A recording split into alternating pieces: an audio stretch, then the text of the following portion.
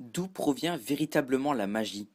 L'a-t-on dans le sang de la naissance, de même que certains chiens naissent avec le talent de suivre une piste, tandis que d'autres sont doués pour garder les troupeaux? Est-ce un savoir qui peut s'acquérir par la simple volonté d'apprendre?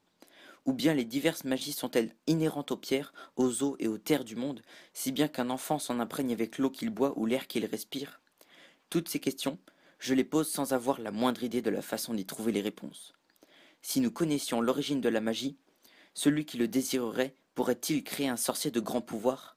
Pourrait-on élever un enfant pour la magie comme on élève un cheval pour le labour ou la vitesse? Ou bien choisir un nourrisson et commencer à le former avant même qu'il sache parler? Ou encore bâtir son logis là où la terre regorge le plus de magie et où l'on peut y puiser à loisir?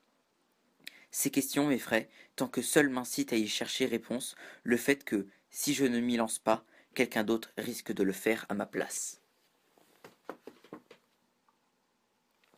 Dans le vaste univers créé par Robin Hobb, il existe plusieurs types de magie. L'art, le vif et d'autres magies moins importantes. Premièrement, il faut savoir que la magie est très présente dans les livres de Robin Hobb, surtout l'art et le vif, et que beaucoup de mystères tournent autour de ces deux magies.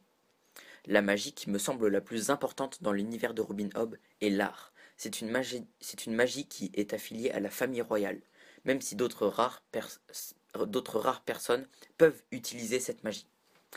Donc la famille des loin-voyants, la famille royale, utilise cette magie.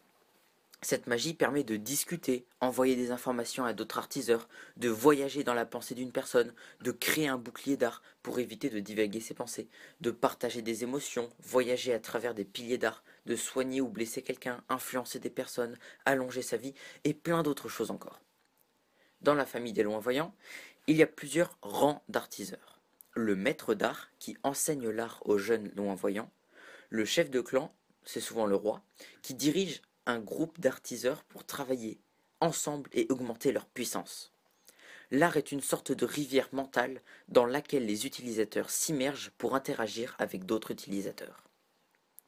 Juste après l'art vient le vif, ou le lignage.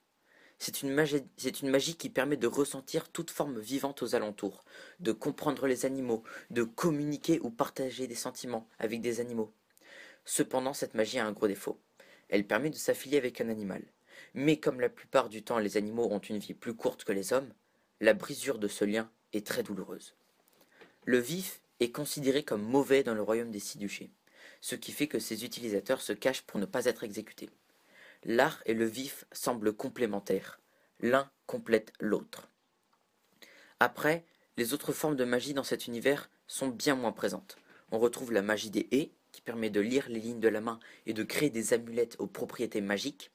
Il y a aussi la magie du feu, la magie de lecture du futur, celle qui permet de créer des bateaux intelligents, la magie de lecture dans l'eau, qui permet de recevoir plein d'informations sans bouger, et bien d'autres magies.